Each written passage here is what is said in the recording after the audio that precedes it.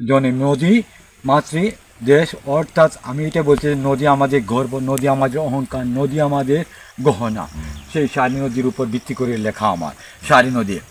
আমার বাড়ির পাশ দিয়ে বয়ে চলেছে যে একটি নদী, ভিন্ন দেশের লোকেরা জানে না যে তাহার নামটি সারি নদী।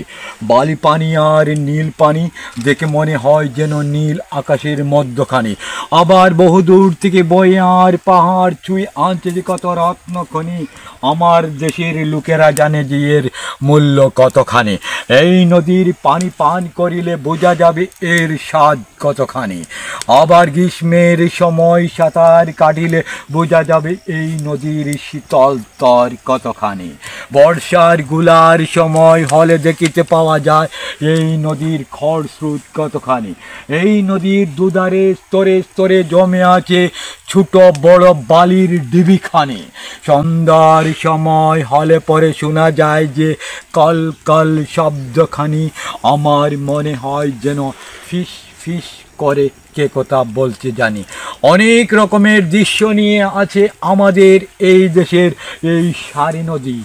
এরই মাঝে মিশে আছে নীল আকাশের নিচে আমার একটি ছোট চাটুল খানি।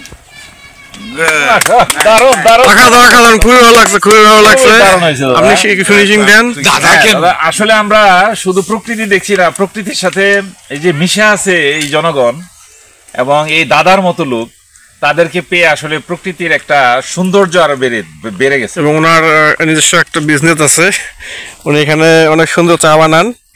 একটি ছোট চাটুল খানি চাটুলখানি ওনার কেমন হলো? দারুণ হয়েছে।